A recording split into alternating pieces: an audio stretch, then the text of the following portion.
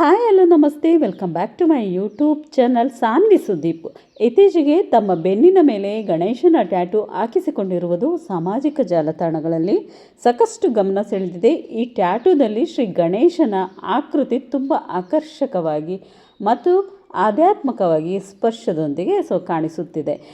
ಭಾರತೀಯ ಸಂಸ್ಕೃತಿಯಲ್ಲಿ ಗಣೇಶನನ್ನು ವಿಘ್ನ ನಿವಾರಕ, ಶುಭದ ಸಂಕೇತ ಮತ್ತು ಹೊಸ ಆರಂಭಗಳ ದೇವರು ಎಂದು ಕೂಡ ಪರಿಗಣಿಸಲಾಗುತ್ತೆ. ಆದ್ದರಿಂದ ಇಂತಹ ಟ್ಯಾಟೂ ಹಾಕಿಸಿಕೊಳ್ಳುವುದು ಕೇವಲ ಫ್ಯಾಷನ್ ಮಾತ್ರ ಅಲ್ಲ, ಕೆಲವೊಮ್ಮೆ ಭಕ್ತಿ, ನಂಬಿಕೆ ಮತ್ತು ವೈಯಕ್ತಿಕ ಅಭಿರುಚಿಯ ಪ್ರತೀಕವಾಗಿಯೂ ನೋಡಲಾಗುತ್ತದೆ. ಸಾನ್ವಿ ಅವರು ಈ ಹೊಸ ಲುಕ್ಕನ್ನು ನೋಡಿ ಹಲವರು ಮೆಚ್ಚುಗೆ ವ್ಯಕ್ತಪಡಿಸಿದ್ದಾರೆ. ವಿಶೇಷವಾಗಿ ಯುವಜನರಲ್ಲಿ ಟ್ಯಾಟೂ ಟ್ರೆಂಡಿಂಗ್ ಹೆಚ್ಚಾಗಿರುವ ಈ ಸಮಯದಲ್ಲಿ ದೇವರ ಆಕೃತಿಯ ಟ್ಯಾಟೂಗಳು ಹೆಚ್ಚು ಗಮನ ಸೆಳೆಯುತ್ತಿವೆ. ಅವರ ಅಭಿಮಾನಿಗಳು ಸ್ಟೈಲಿಶ್ ಜೊತೆಗೆ ಟ್ರೆಡಿಷನಲ್ ಟಚ್ ಕೂಡ ಇದೆ ಎಂದು ಕಮೆಂಟ್ ಮಾಡ್ತಾ ಇದ್ದಾರೆ. ಸಾನ್ವಿ ಸುದೀಪ್ ಅವರ ಗಣೇಶನ ಟ್ಯಾಟೂಗೆ ಸಾಮಾಜಿಕ ಜಾಲತಾಣಗಳಲ್ಲಿ ಮಿಶ್ರ ಪ್ರತಿಕ್ರಿಯೆಗಳು ಬರುತ್ತಿವೆ. ಕೆಲವರು ಇದನ್ನು ಭಕ್ತಿ ಮತ್ತು ಕಲೆಯ ಒಳ್ಳೆಯ ಮಿಶ್ರಣ ಎಂದು ಮೆಚ್ಚುಗೆ ವ್ಯಕ್ತಪಡಿಸಿದ್ದಾರೆ. ವಿಶೇಷವಾಗಿ ಗಣೇಶನ ಆಕೃತಿಯನ್ನು ಇಷ್ಟು ದೊಡ್ಡದಾಗಿ ಮತ್ತು ಕಲಾತ್ಮಕವಾಗಿ ಬೆನ್ನಿನ ಮೇಲೆ ಮೂಡಿಸಿಕೊಂಡಿರುವುದು ಹಲವರಿಗೆ ಇಷ್ಟವಾಗಿದೆ. ಸ್ಟೈಲ್ ಜೊತೆ ಆಧ್ಯಾತ್ಮಿಕ ಟಚ್ ಕೂಡ ಇದೆ ಎಂದು ಪಾಸಿಟಿವ್ ಕಮೆಂಟ್ಗಳು ಬರ್ತಾ ಇವೆ. ಆದರೆ ಇನ್ನೊಂದೆಡೆ ಕೆಲವರು ನೆಗೆಟಿವ್ ಕಮೆಂಟ್ಗಳನ್ನು ಮಾಡ್ತಾ ಇದ್ದಾರೆ. ದೇವರ ಚಿತ್ರವನ್ನು ಟ್ಯಾಟೂ ರೂಪದಲ್ಲಿ ದೇಹದ ಮೇಲೆ ಹಾಕಿಸಿಕೊಳ್ಳೋದು ಸರಿಯೇ ತಪ್ಪೇ ಎಂಬ ಚರ್ಚೆ ಕೂಡ ಶುರುವಾಗಿದೆ. ಕೆಲವು ಜನರು ಇದನ್ನು ವೈಯಕ್ತಿಕ ಆಯ್ಕೆ ಎಂದು ಬೆಂಬಲಿಸುತ್ತಿದ್ದರೆ, ಇನ್ನೂ ಕೆಲವರು ಧಾರ್ಮಿಕ ಭಾವನೆಗಳ ದೃಷ್ಟಿಯಿಂದ ಟೀಕೆ ಮಾಡುತ್ತಿದ್ದಾರೆ. ಸೋಷಿಯಲ್ ಮೀಡಿಯಾದಲ್ಲಿ ಯಾವುದೇ ವಿಷಯ ವೈರಲ್ ಆದಾಗ ಇಂತಹ ಎರಡು ರೀತಿಯ ಪ್ರತಿಕ್ರಿಯೆಗಳು ಸಾಮಾನ್ಯವಾಗಿಯೇ ಬರುತ್ತವೆ. ಈ ಟ್ಯಾಟೂವನ್ನು ಅವರು ಏಲಿಯನ್ಸ್ ಟ್ಯಾಟೂ ಇಂಡಿಯಾ ಎಂಬ ಪ್ರಸಿದ್ಧ ಟ್ಯಾಟೂ ಸ್ಟುಡಿಯೋದಲ್ಲಿ ಹಾಕಿಸಿಕೊಂಡಿದ್ದಾರೆ ಎಂದು ವರದಿ ಕೂಡ ಆಗಿದೆ.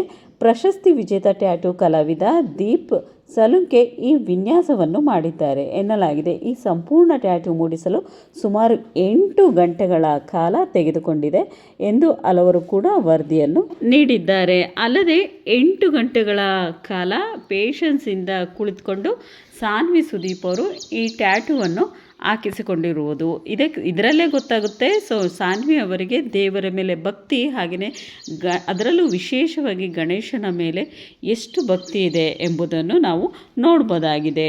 ತುಂಬಾ ಅದ್ಭುತವಾಗಿ ಈ ಗಣೇಶನ ಒಂದು ಟ್ಯಾಟೂ ಮೂಡಿ ಬಂದಿದೆ ಅಂತ ಹೇಳ್ಬೋದು.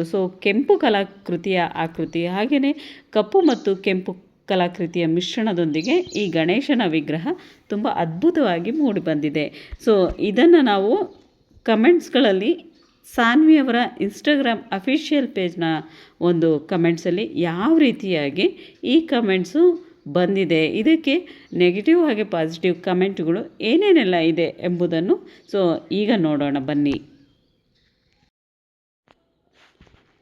ಇದಕ್ಕೆ ಕಮೆಂಟ್ಸ್ಗಳು 100 ಜನ ಬುದ್ಧಿ ಹೇಳಕ್ಕೆ ಬರ್ತಾರೆ ನೋಡಿ ಅಂತೆಲ್ಲ ಇದೆ. ಕಮೆಂಟ್ಸ್ ತಜ್ಞರು ಏನೇನೆಲ್ಲ ಹೇಳಿದ್ದಾರೆ ಅಂದರೆ ತುಂಬ ಚೆನ್ನಾಗಿದೆ ಮೇಡಮ್. ಆದರೆ ನನಗೆ ತಿಳಿದಿರೋದು ಒಂದು ಮಾತು ಹೇಳ್ತೀನಿ, ಬೇಜಾರು ಮಾಡ್ಕೋಬೇಡಿ ಪ್ಲೀಸ್. ಗಣಪತಿಯನ್ನು ಬೆನ್ನ ಮೇಲೆ ಹಾಕಿಸ್ಕೊಳ್ಬಾರ್ದು, ಕೈ ರಟ್ಟೆ ಮೇಲೆ ಹಾಕಿಸ್ಕೊಳ್ಬೇಕು. ನೆಕ್ಸ್ಟು ಇನ್ನೊಬ್ಬರು ಹೇಳ್ತಿದ್ರೆ ದೇವರು ಮನಸ್ಸಲ್ಲೇ ಇರಬೇಕು, ಮೈ ಮೇಲೆ ಅಲ್ಲ. ತುಂಬ ಕಮೆಂಟ್ಸ್ಗಳು ಈ ಕಡೆ ಒಳ್ಳೆಯದು ಇದೆ, ಈ ಕಡೆ ಕೆಟ್ಟದ್ದು ಇದೆ. ಅಂದರೆ ಪಾಸಿಟಿವ್ ಆಗು ಹೇಳಿದ್ದಾರೆ, ನೆಗೆಟಿವ್ ಆಗು ಕಮೆಂಟ್ಗಳನ್ನ ಮಾಡಿದ್ದಾರೆ. ಇಡೀ ದೇಹವನ್ನೇ ದೇವರು ಸೃಷ್ಟಿ ಮಾಡಿದ್ದಾನೆ ಅಂದಮೇಲೆ ದೇವರ ಚಿತ್ರ ಮೈ ಮೇಲೆ ಇದ್ದರೆ ಏನು ತೊಂದರೆ? ದೇವರೇ ಕೊಟ್ಟಿರುವ ದೇಹದಲ್ಲಿ ಅವರಿಗೆ ಜಾಗ ಕೊಟ್ಟರೆ ಏನು ತಪ್ಪು? Amazing sister. ಹೆಣ್ಣು ಮಕ್ಕಳಿಗೆ ದೇವರ ಟ್ಯಾಟೂ ಹಾಕಿಸಿಕೊಳ್ಳುವುದು ಒಳ್ಳೆಯದಲ್ಲ. ಇನ್ನೊಬ್ಬರು ಕಮೆಂಟ್ ಇದು. ಮತ್ತೊಬ್ಬರು ನಿಜವಾಗ್ಲೂ ಇದೆಲ್ಲ ಬೇಕಾಗಿಲ್ಲ ಸಿಸ್ಟರ್. ಮತ್ತೊಬ್ಬರು ಅತಿಯಾದರೆ ಅಮೃತನೂ ಕೂಡ ವಿಷ. ಬಾಡಿ ಮೇಲೆ ದೇವರ ಫೋಟೋ ಹಾಕಿಕೊಳ್ಳೋದು ಎಷ್ಟು ಚಂದ ಮೇಡಮ್. ಮೇಡಮ್, ಬೆಳಗ್ಗೆ ಎಲ್ಲರೂ ಎದ್ದು ದೇವರ ವಿಗ್ರಹವನ್ನು ವಿಘ್ನ ಬರದೇ ಇರಲಿ ಅಂತ ಗಣೇಶನನ್ನು ನೋಡಿ ನಮಸ್ಕಾರ ಮಾಡಿಕೊಂಡು ಹೋಗ್ತಾರೆ. ನೀವು ನೋಡಿದರೆ ಬೆನ್ನಿಗೆ ಹಾಕಿಸ್ಕೊಂಡು ಆ ದೇವರಿಗೆ ವಿಘ್ನ ತಂದು ಬಿಟ್ರಲ್ಲ, ಇನ್ನೂ ಈ ಕಣ್ಣಲ್ಲಿ ಏನೇನು ನೋಡಬೇಕು. ಮತ್ತೊಬ್ಬರು ಹೇಳ್ತಿದ್ರೆ ದೊಡ್ಡವರು ಆದರ್ಶವಾಗಿ ಬದುಕಬೇಕು, ದೇವರಿಗೆ ಗೌರವ ಕೊಡಬೇಕು, ಈ ರೀತಿ ವರ್ತನೆಗಳಲ್ಲಿ ಅಲ್ಲ. ಚಿತ್ರಗಳು ತುಂಬ ಇರ್ತವೆ, ಆದರೆ ದೇವರದ್ದು ಯಾವತ್ತೂ ಮೈ ಮೇಲೆ ಬಿಡಿಸ್ಕೊಳ್ಬಾರ್ದು. ಇದು ಇಷ್ಟ ಆಗಲಿಲ್ಲ ನನಗೆ. ಅವರವರ ಅಭಿಪ್ರಾಯ ತಿಳಿಸಿದ್ದಾರೆ. ದೇವರ ಚಿತ್ರ ಬೆನ್ನ ಹಿಂದೆ ಹಾಕಿಸ್ಬಾರ್ದಿತ್ತು. ಸೊ ಈ ಥರ ಎಲ್ಲ ಕಮೆಂಟ್ಸ್ಗಳ್ನ ಹಾಕಿದ್ದಾರೆ. ಅದು ಸಾನ್ವಿ ಸುದೀಪ್ ಅವರ ಇನ್ಸ್ಟಾಗ್ರಾಮ್ ಅಫಿಷಿಯಲ್ ಪೇಜ್ನಲ್ಲಿ ಬಂದಿರೋವಂತಹ ಕಮೆಂಟ್ಸ್ಗಳು. ಸೊ ನನ್ನ ಪ್ರಕಾರ ಅವರಿಷ್ಟ ಅಲ್ವಾ, ದೇವರು ಎಲ್ಲ ಕೂಡ ಎಲ್ಲಿ ನೋಡಿದರೂ ಇರ್ತಾನೆ. ಸೊ ಅವರಿಷ್ಟ ಬಂದಂಗೆ ಹಾಕಿಸ್ಕೊಂಡಿದ್ದಾರೆ, ಅದಕ್ಕೇನು ತೊಂದರೆ ಇಲ್ಲ ಅಂತೇಳಿ ಅಂದ್ಕೊತೀನಿ. ಓಕೆ ಸ್ನೇಹಿತರೆ, ನೆಕ್ಸ್ಟ್ ವ್ಲಾಗಲ್ಲಿ ಮತ್ತೊಂದಷ್ಟು ವಿಶೇಷವಾಗಿ ಮತ್ತೆ ಸಿಗ್ತೀನಿ. ಟೇಕ್ ಕೇರ್ ಎಲ್ರಿಗೂ.